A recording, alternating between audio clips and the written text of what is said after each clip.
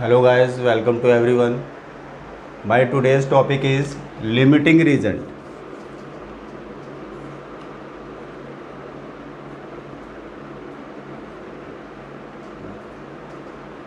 Limiting reagent. Limiting reagent से क्या मतलब होता है? देखिए, अगर आप कोई भी रिएक्शन करा रहे हो, आप उस रिएक्शन में अगर हमारे पास में एक से अधिक रिएक्टेंट मॉलिक्यूल प्रेजेंट है, मान लीजिए हमारे पास में क्या है, कोई रिएक्शन करा रहे हैं हम, ए है और ये बी है और इससे हम कोई प्रोडक्ट बना रहे हैं जी, ठीक है जी। अब मान लीजिए हमारे पास में ए के केस में हमारे पास में 5 मोल्स हैं और बी के केस में हमारे पास में 2.5 मोल्स हैं, ठीक है जी। ए के हमारे पास में 5 मोल्स हैं, बी के हमारे पास में 2.5 मोल्स हैं। तो इस रिएक्शन में जो प्रोडक्ट बनेगा तो उसमें देख लीजिए इन दोनों में से कम अमाउंट किसका है? ए और बी में से बी का अमाउंट कम है, यानी बी हमारा क्या है, लेस अमाउंट में है। तो यानी लिमिटिंग रीजेंट का मतलब होता है किसी रिएक्शन के दौरान जो रिएक्टेंट कंप्लीटली रिएक्ट कर जाता है, यानी जिसकी क्वांटिटी पूरी तरीके से कंज्यूम हो जाती है रिएक्शन के अंदर, तो वही क्या कहलाता है? हमारा लिमिटिंग रीजेंट कहलाता है। यानी जिसकी क्वांटिटी क्या होती है वहाँ पे रिएक्शन के अंदर लेस होती है, तो वही हमारा क्या है वहाँ पे लिमिटिंग रीजेंट है। तो यानी यहाँ पर अगर हम ए और बी में से देखें कौन सा लिमिटिंग रीजेंट है, तो आप बोलेंगे बी हमारा क्या है जी, एक लिमिटिंग रीजेंट है, ठीक है जी। ए का अमाउंट तो क्या है यहाँ पर एक्सेस में। अगर हमारा प्रोडक्ट बन रहा है तो प्रोडक्ट बनते समय बी हमारा क्या हो रहा है, रिएक्शन में पूरी तरीके से कंज्यूम हो रहा है, ठीक है जी। अगर हम स्टेटमेंट बताएं आपको कि स्टेटमेंट क्या होती है, तो आप बोल सकते हो the reactant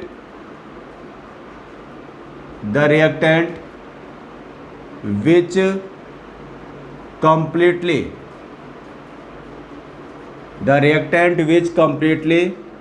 reacts in a reaction किसी भी रिएक्शन में जो रिएक्टेंट पूरी तरीके से रिएक्ट कर जाता है वही क्या कहलाता है? हमारा बोलेंगे हमारा लिमिटिंग रीजेंट कहलाता है, ठीक है जी। यानी कुछ भी लेफ्ट ना हो रहा हो, उसका कुछ भी बच ना रहा हो और वो पूरी तरीके से क्या हो जा रहा है, रिएक्शन में कंज्यूम हो जा रहा है रिएक्शन के दौरान, तो उसी को क्या बोलते हैं भाई? हम लिमिटिंग रीजेंट बोलते हैं। अब लिमिटिंग रीजेंट के लिए क्या है, देखिए कुछ कंडीशंस होती हैं हमारी। यानी एक तो ये होनी चाहिए कि भाई जो रिएक्टेंट होना चाहिए वो एक से अधिक होना चाहिए। अगर एक ही रिएक्टेंट हमारा है, अगर मान लो यहाँ पे खाली ए होता, बी ना होता, तो इसमें कुछ भी लिमिटिंग जैसी कोई बात नहीं थी।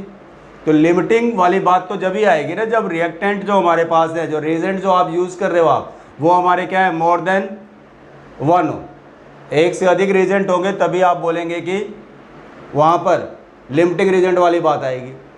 दूसरी बात ये कि अगर आपके पास में 2 रिएजेंट है तो उनमें से एक रिएजेंट क्या होना चाहिए, लिमिटिंग होना चाहिए, यानी कि उसकी क्वांटिटी क्या होनी चाहिए, उसका अमाउंट क्या होना चाहिए, लेस होना चाहिए, जब भी आप लिमिटिंग रीजेंट वाली बात वहाँ पे बोल सकते हो आप।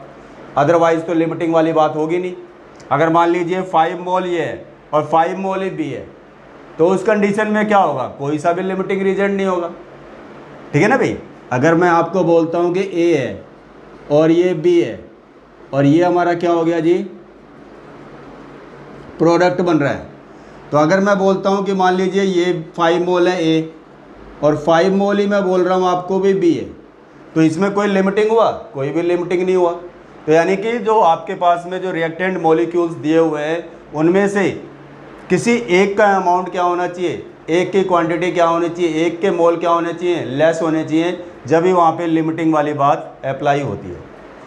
और दूसरी इंपॉर्टेंट बात कि अगर आप लिमिटिंग रीजेंट की बात करते हो आप, तो उस कंडीशन में जो प्रोडक्ट बन रहा होता है वो किसके अकॉर्डिंग बन रहा होता है, जो वहाँ पे लिमिटिंग अमाउंट में होता है, जो वहाँ पे लिमिटिंग रीजेंट होता है। यानी प्रोडक्ट की बात करेंगे तो प्रोडक्ट बनना हमारा, जो प्रोडक्ट का जो फॉर्मेशन है हमारा, किसके बेस पे कैलकुलेट करते हैं, लिमिटिंग रीजेंट के बेस पे कैलकुलेट करते हैं। क्योंकि जो चीज़ एक्सेस अमाउंट में है वो तो रिएक्शन होने के बाद भी हमारे पास बच रही है ना भाई, पूरा अमाउंट तो उसका रिएक्शन में लग ही नहीं रहा, पूरा अमाउंट उसका कंज्यूम ही नहीं हो रहा, तो उस कंडीशन में आप बोलेंगे कि हम प्रोडक्ट फॉर्मेशन की बात कभी भी हम उस रिएक्टेंट के बेस पे नहीं करेंगे जो हमारा एक्सेस अमाउंट हो। हम ऑलवेज उसके बेस पे बात करेंगे जो हमारा क्या हो, लिमिटिंग अमाउंट में हो या लिमिटिंग रीजन हो, जिसकी क्वांटिटी लेस हो, क्योंकि रिएक्शन में पूरी तरीके से वो कंज्यूम हो जाता है। क्योंकि उसके कंज्यूम होने के बाद तो बचे हुए दूसरे रिएक्टेंट का तो कोई रोल बचता ही नहीं है, क्योंकि आगे रिएक्शन हो ही नहीं रही है। भाई जितनी रिएक्शन होती है वो कितनी होती है भाई, किस बेस पर होती है भाई, जब तक ले वो हमारा लिमिटिंग रीजन हमारे पास प्रेजेंट है। लिमिटिंग रीजन कंज्यूम हो गया रिएक्शन के अंदर तो आगे रिएक्शन होना बंद कर देती है, कोई प्रोडक्ट आगे बनेगा ही नहीं। जितना बनना था वो जब तक बनेगा जब तक आपका लिमिटिंग रीजन हमारा प्रेजेंट है। तो इसलिए अगर हम बात करते हैं कि प्रोडक्ट का फॉर्मेशन किसके बेस पर होता है जी, तो आप बोलेंगे लिमिटिंग रीजन के बेस पर होता है। अब देखिए जी आगे, अब इसी कंसेप्ट को हम एक न्यूमेरिकल अप्लाई करते हुए करते हैं तो आपको अच्छी तरीके से बात समझ में आएगी कि भाई लिमिटिंग रीजन का यूज़ हम किस तरीके से करते हैं किसी भी रिएक्शन के अंदर। आप एक न्यूमेरिकल अप्लाई करने जा रहे हैं हम, इस न्यूमेरिकल के बेस पर आपको पूरी तरीके से लिमिटिंग रीजन वाला टॉपिक क्लियर हो जाएगा। जैसे कि देखिए हमारे पास में N2 है, इसकी रिएक्शन हम करा रहे हैं किसके साथ में, H2 के साथ में। N2 की रिएक्शन किसके साथ करा रहे हैं, H2 के साथ में करा रहे हैं। तो ये हमारा बन जाता है जी NH3। ये क्या बन रहा है, NH3। बैलेंस कर लो आप, N2 है, यहाँ N सिंगल है, 2 लगा दिया आपने। हाइड्रोजन 6 हो रहे हैं, यानी कि ये हो गया हमारा 3H2। अब आपके पास क्या है, देखिए नाइट्रोजन गैस है, हाइड्रोजन के साथ में उसकी रिएक्शन हो रही है और ये अमोनिया का फॉर्मेशन हो रहा है। अब मैं आपको कंडीशन दे रहा हूँ भाई, जो N2 है मैं इसकी क्वांटिटी ले रहा हूँ जी भाई 2000 ग्राम, और जो हाइड्रोजन है इसकी क्वांटिटी ले रहा हूँ मैं भाई 1000 ग्राम। यानी कि N2 जो हमारे पास है उसकी क्वांटिटी 2000 ग्राम है और हाइड्रोजन है इसकी क्वांटिटी हमारी क्या है, 1000 ग्राम है। अब आपको यहाँ पे ये बताना है, एक तो पहले ये चेक करके बताना है कि इन दोनों में कोई लिमिटिंग है या नहीं है, कोई लिमिटिंग रीजेंट है या नहीं है, ठीक है जी। और दूसरी इंपॉर्टेंट बात बतानी है कि भाई अगर आपको पता चलता है कोई लिमिटिंग रीजेंट है, उस लिमिटिंग रीजेंट के बेस पर अमोनिया का फॉर्मेशन हो रहा है, तो वो कितना अमाउंट हमारे को अमोनिया यहाँ पे प्रोडक्ट के तौर पे हमारे को मिलेगा, अमोनिया की कितनी क्वांटिटी मिलेगी प्रोडक्ट के तौर पे। तो मैं यहाँ पे मेंशन कर देता हूँ सारी बातें जो जो कैलकुलेट करनी है इस रिएक्शन में आपको। एक तो N2 है, H2 है, इनकी क्वांटिटी मैंने बताई है 2000 ग्राम और 1000 ग्राम, 2000 ग्राम एंड 1000 ग्राम। अब इसके बेस पर आपने बताना है कि जब इनके बीच में रिएक्शन होगी तो हमारा अमोनिया हमारे को कितना मिलेगा, ठीक है जी। एक तो देखिए अब इसमें फाइंड आउट क्या करना है, फाइंड आउट, ठीक है जी, is there, find out is there any limiting reagent. आपको ये बताना है कि भाई कोई लिमिटिंग रीजन है, फाइंड आउट, ठीक है जी, is there, find out is there any limiting reagent, if any, आपको बोल रहे हैं इफ एनी, ठीक है जी, if any, which one is the limiting reagent, which one is the limiting reagent, ठीक है जी।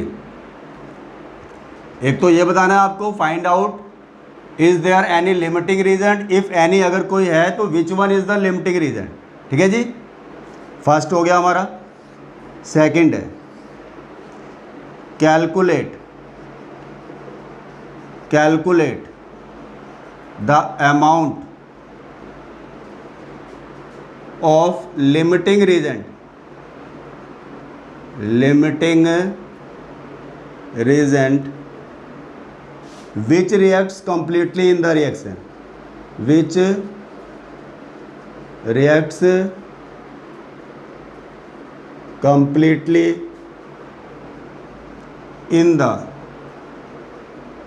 reaction। सेकंड है, तो थर्ड है, सॉरी सेकंड हो गया। थर्ड पॉइंट है हमारा कैलकुलेट द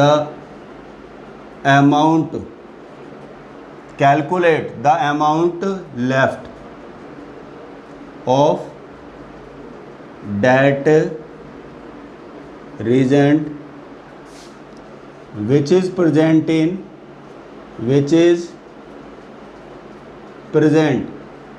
in excess। ठीक है जी, ये हो गया।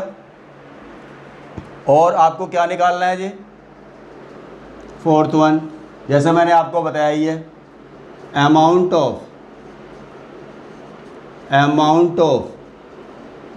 NH3 प्रोड्यूस्ड निकालना है। Amount of NH3 produced when आप बोलेंगे 2000 ग्राम of N2, 2000 gram of N2 reacts with 1000 gram of, ठीक है जी, H2 गैस। ठीक है जी, तो ये हमारा क्वेश्चन है। इस क्वेश्चन के बेस पर आपको ये लिमिटिंग रीजेंट वाला जो कॉन्सेप्ट है वो अच्छी तरीके से समझ में आ जाएगा। ठीक है जी, हर छोटी बड़ी बात आपको यहाँ पे क्लियर हो जाएगी। अब स्टार्ट करते हैं। ठीक है, ये तो क्वेश्चन हो गया आपका। अब देखिए, फर्स्ट मैं आपसे बात करता हूँ कि आपको ये पता लगाना है कि भाई कोई लिमिटिंग रीजेंट है या नहीं है, कोई लिमिटिंग रीजेंट यहाँ पर है या नहीं है हमारे पास, ये पता लगाना है हमारे को। यानी स्टेप फर्स्ट में ले रहा हूं, to check the limiting reagent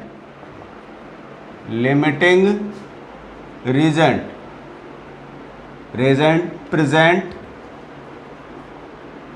और नोट।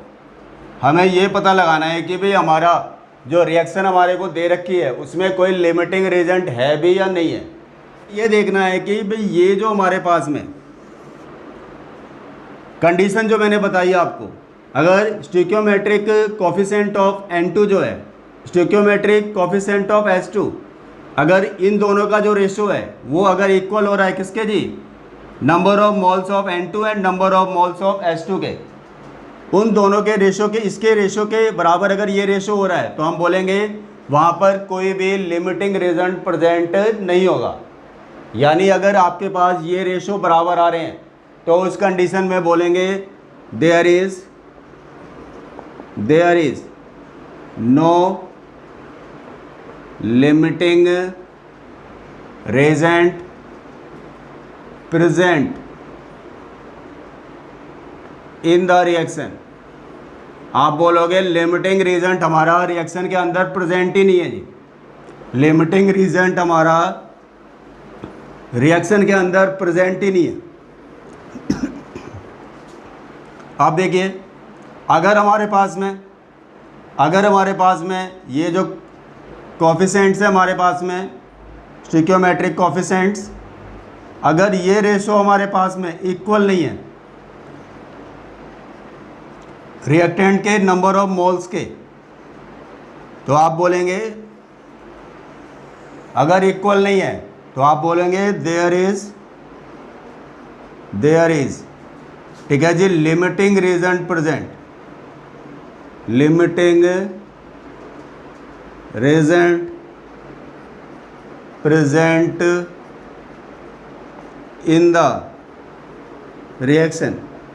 है ना आसान सी बात। देख लीजिए, अब आप अगर आपको किसी रिएक्शन में देखना है कि भाई लिमिटिंग रीजेंट है या नहीं है, वहाँ पे लिमिटिंग रीजेंट की बात हम कर सकते हैं नहीं कर सकते, तो इसके लिए क्या करना है, आपने जो रिएक्टेंट्स की बात हो रही है वहाँ पर उन रिएक्टेंट्स में ये रेशो चेक कर लेंगे आप।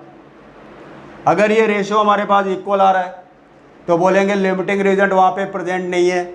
अगर वो लिमिटिंग रीजेंट हमारा अगर ये रेशो अनइक्वल आ रहा है तो उस कंडीशन में बोलेंगे हमारा लिमिटिंग रीजेंट क्या है, हमारा वहाँ पे प्रेजेंट होगा। अब हम अपने क्वेश्चन के अकॉर्डिंग चेक कर लेते हैं कि लिमिटिंग रीजेंट हमारा है या नहीं है। ठीक है जी, हम इस रेशो को चेक करते हैं कि देखते हैं कि ये रेशो हमारा सेम हो रहा है या फिर आपका डिफरेंट हो रहा है। अब देखो स्टिक्योमेट्रिक कोफिशिएंट ऑफ N2, तो N2 क्या हमारा 1 है, तो यानी 1। अब स्टिक्योमेट्रिक कोफिशिएंट ऑफ हाइड्रोजन वो क्या हमारा 3 है, तो 1/3 हो गया। ठीक है जी, 1/3 है। अब equal to number of moles of N2, number of moles of N2, N कैसे निकलता है, W/M, N कैसे निकलता है, W/M। तो W कितना बताया हुआ है कंडीशन में मैंने भाई 2000 ग्राम। हाइड्रोजन के लिए कितना बताया हुआ है आपको भी 1000 ग्राम, तो यानी इसका W/M बना लेंगे। तो W क्या हो गया बोलेंगे तो 2000, ठीक है जी, 2000 अपॉन M, M यानी इसका मॉलिक्यूलर मास। नाइट्रोजन कितना होता है 14, N2 है तो कितना हो गया 14 × 2 करोगे आप तो 28, ये हो जाएगा 2000/28। ये बन गया number of moles of N2। ऐसे ही number of moles of hydrogen बोलेंगे हम, तो हाइड्रोजन की बात करेंगे तो हाइड्रोजन का W/M करो तो W कितना है इसका 1000 अपॉन में M मतलब इसका मॉलिक्यूलर मास। तो H2 की बात हो रही है, हाइड्रोजन का 1 होता है तो यानी H2 है तो क्या हो जाएगा 2 हो जाएगा। ठीक है जी, ये हो गया आपका। अब इसको आप डिवाइड कर दो, आप 28 को जब से डिवाइड करोगे 2000 को तो ये हो जाएगा आपका 71.4 आएगी वैल्यू जब आप इसको डिवाइड करेंगे। अब 1000 को जब 2 से डिवाइड करेंगे तो ये हो जाएगा 500। अब इसको भी जब डिवाइड करोगे आप तो ये हो जाती है वैल्यू 0.142। आप कर लेना डिवाइड, ठीक है जी। तो आप देखिए, अब आप देख लो ये वैल्यू और ये आपका 1/3 है। 1/3 को मैं क्या लिख सकता हूँ बोलिए भाई, 1/3 को मैं क्या लिख सकता हूँ, ठीक है 0.33 लिख सकता हूँ इसको मैं। तो 0.33 that is not equal to 0.142। इसका मतलब क्या है, ये जो रेशो है हमारा अनइक्वल वाला, यानी ये वाली कंडीशन यहाँ पे अप्लाई हो रही है, ये वाली कंडीशन आपके अप्लाई हो रही है। इसका मतलब यहाँ पे लिमिटिंग रीजन प्रेजेंट है। ठीक है जी, इन द, आप बोलेंगे इन द एबो रिएक्शन, आप बोलोगे limiting reagent is present, limiting reagent is present.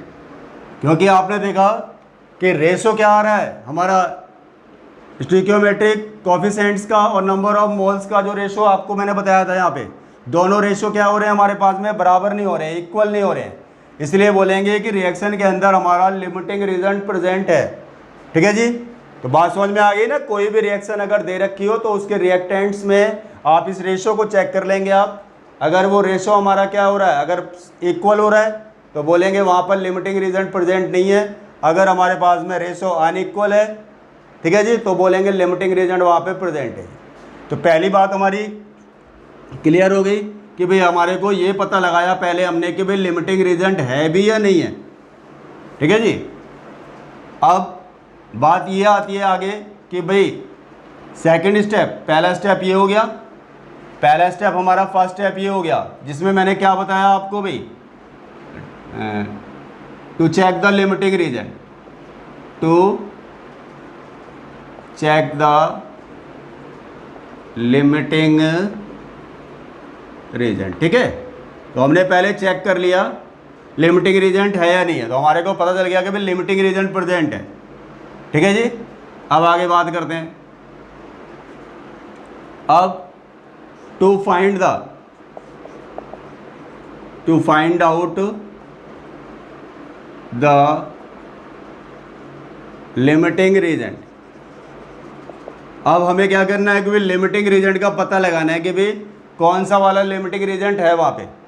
तो इसके लिए क्या करेंगे, देखिए अब आप यहाँ पर N of N2 and stoichiometric coefficient of N2 लेके निकालेंगे हम, और ऐसे ही हम निकाल लेंगे N ऑफ H2 अपॉन में stoichiometric coefficient of what H2।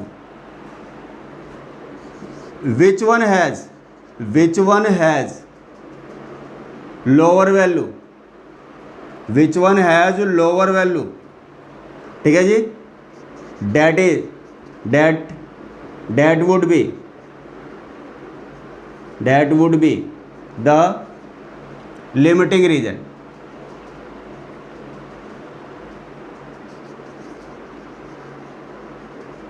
ठीक है जी।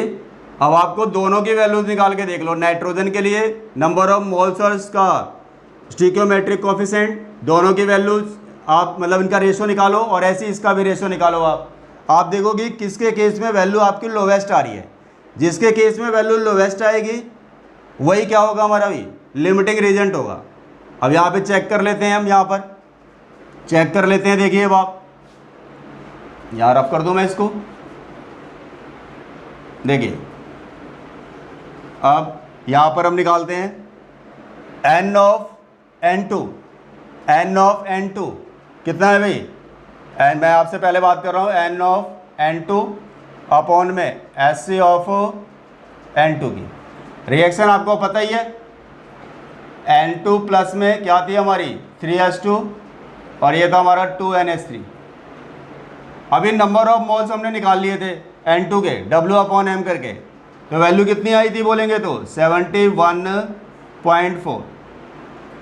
अब स्टिकियोमेट्रिक कोफिशिएंट की वैल्यू नाइट्रोजन के लिए क्या है हमारी 1 है, यानी 1, ये निकाल लिया आपने। तो आपकी पहले वाले की वैल्यू कितनी हो रही है 71.4 आ रही है। ऐसी हमारे पास में क्या होगा, हम निकालेंगे n ऑफ H2 अपॉन में SC ऑफ H2। अब n की वैल्यू कितनी आई थी, W अपॉन m क्या था 1000 अपॉन में क्या किया था आपने 2, यानी कि 500। अब SC ऑफ H2 ये वैल्यू थी हमारी कितनी थी 3 थी। 500 को 3 से डिवाइड करोगे आप तो ये वैल्यू आ रही है 166.6 के बराबर आ रही है। अगर आप इसको आप डिवाइड करते हो तो 166.6 के बराबर वैल्यू आएगी। अब आप देखो दोनों में चेक करो आप भी किसकी वैल्यू ज़्यादा है किसकी वैल्यू कम है। तो आपका N2 वाले की वैल्यू कम दिखाई दे रही है आपको, 71.4 देख लो लेस है किसके कंपेटिवली, हाइड्रोजन वाले के कंपेटिवली, जिसकी वैल्यू कितनी आ रही है 166.6 आ रही है। तो इसका मतलब क्या है, अब आप बोलेंगे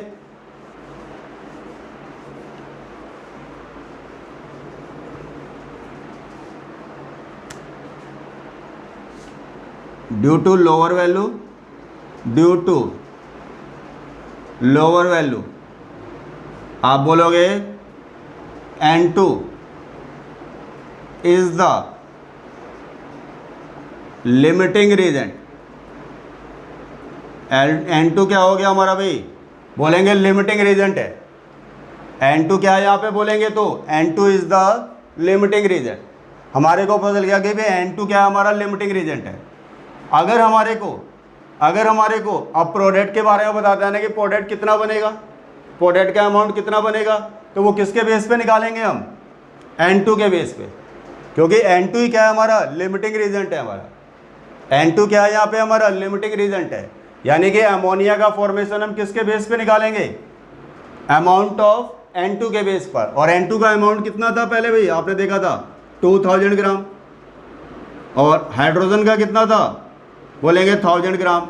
अब ये क्वांटिटी बतानी है हमारे को, तो ये किसके बेस पे निकलेगी, आप देखेंगे किसके बेस पे निकलेगी भाई, आप बोलेंगे 2000 ग्राम के बेस पे निकलेगी। अब आप देख लेते हैं इसको हम क्या वैल्यू आ रही है। देखिए अब आप को कैसे निकालेंगे, हम अमोनिया की क्वांटिटी को कैसे निकालेंगे, N of N2 SC of N2 equal to में N ऑफ NH3 अपॉन में SC ऑफ NH3। तो N ऑफ N2 कितना हमारा भी 71.4 है। SC ऑफ N2 क्या है हमारे पास में, आप देख रहे हो 1 है, इक्वल टू में N ऑफ NH3, ठीक है जी, वो हम निकालेंगे अभी। फिर उसके बाद इसका मास बना लेंगे हम। तो Hc ऑफ NH3 क्या है भाई, आप देख रहे हो भाई 2 है, तो ये हो गया 2। तो इसका मतलब N ऑफ NH3 क्या हो जाएगा बोलेंगे तो 71.4, अरे 1 था इंटू में ये 2 यहाँ पे आगे मल्टीप्लाई हो जाएगा इसके साथ में, तो ये हो जाएगा आपका कितना जी 142.8। ये आ गए हमारे पास में मोल्स इसके भाई, हमारे पास में N ऑफ NH3 क्या हो गया हमारा 142.8 मोल्स आ गई वैल्यू। अब आप देखिए इतनी बात समझ में आ गई है सभी को। अब अगर हमारे को यहाँ पर अब बताना है इसका मास बताना है, तो N क्या होता है W/M होता है, N हमारा W/M होता है, तो W ऑफ NH3 क्या हो जाएगा इक्वल टू में N ऑफ NH3 इंटू में मोलर मास ऑफ NH3, ठीक है ना। N इक्वल टू W/M होता है, पता ही है आपको। N की वैल्यू कितनी है 142.8 है, ठीक है जी। अब इसको मल्टीप्लाई कर दो आप NH3 के मोलर मास से। N का कितना होता है 14, हाइड्रोजन का 3 हो जाएगा, तो यानी 17। इसको मल्टीप्लाई कर देना आप, तो मल्टीप्लाई करोगे तो मैं आपको बता दे रहा हूँ 2427.6 ग्राम्स वैल्यू आ रही है इसकी। सॉल्व करोगे आप तो कैलकुलेशन देख लेना आप, ठीक है जी। तो इतनी वैल्यू आप करके आपके निकल करके आ जाती है। तो हमारे को देखिए मास ऑफ NH3 क्लियर हो गया कि अमोनिया का मास हमारे को कितना मिलेगा, किसके बेस पे, लिमिटिंग रीजेंट के बेस पे। तो ये लिमिटिंग रीजेंट के बेस पर आपने निकाल लिया कि भाई अमोनिया की क्वांटिटी कितनी मिलेगी।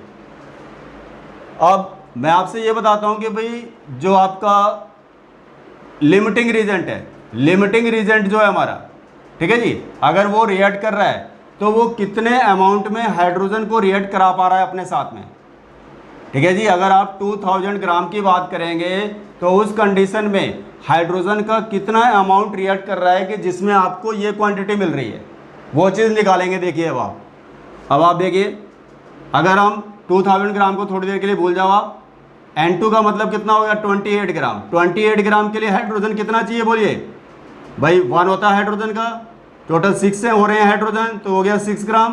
तो आप कह सकते हो 28 gram of N2 requires H2 equal to क्या हो जाएगा बोलेंगे 6 ग्राम। तो 1 ग्राम अगर लेके चलेंगे तो कितनी रिक्वायरमेंट होगी 6/28 ग्राम्स।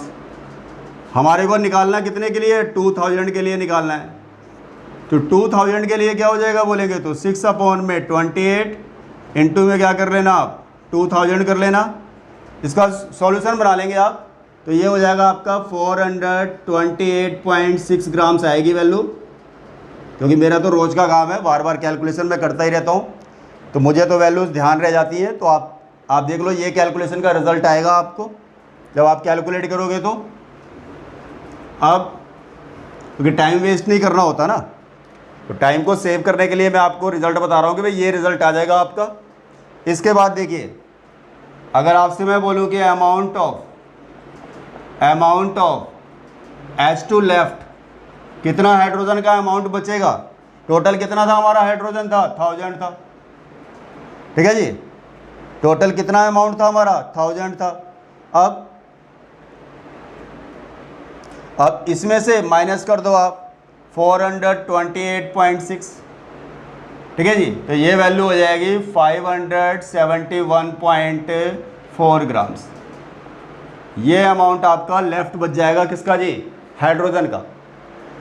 तो यानी कि आपने देखा था कि 2000 ग्राम पूरा का पूरा नाइट्रोजन का रिएक्ट कर गया। हाइड्रोजन का जो हमारा 1000 ग्राम था उसमें से केवल 428.6 ग्राम ही हाइड्रोजन रिएक्ट कर रहा है। बाकी का जो रिमेनिंग अमाउंट जो बच जा रहा है वो कितना है 571.4 ग्राम्स। तो आपने देखा कि ये हमारा लिमिटिंग रीजंट पे बेस्ड न्यूमेरिकल था। इसमें हर छोटी बात आपके सामने आई है और आपको क्लियर भी हो गई होगी कि अगर आपको पता लगाना हो कि रिएक्शन के अंदर लिमिटिंग रीजेंट है या नहीं है तो पता लगा सकते हो आप। ठीक है जी। कौन सा लिमिटिंग रीजेंट होगा ये भी पता लगा सकते हो। लिमिटिंग रीजेंट पता चल जाए तो उसके बेस पे अमाउंट निकाल सकते हो आप, भाई प्रोडक्ट का कितना बनेगा। अब उस रिएक्शन के बेस पर आप ये भी बता सकते हो कि भी जो आपका जो अगर लिमिटिंग रीजेंट है, अगर वो रिएक्ट कर रहा है तो एक्सेस वाले जो रीजेंट की बात करेंगे तो उसका कितना अमाउंट वो रिएक्ट करा रहा है रिएक्शन के अंदर और कितना आपका लेफ्ट बच जा रहा है। तो ये सारी बातें आपको यहाँ पे समझ में आ गई होगी। बाकी जितने ज़्यादा न्यूमेरिकल्स की प्रैक्टिस करोगे कंसेप्ट और ज़्यादा अच्छी तरीके से क्लियर होगा। नोट डाउन कर लीजिए आप।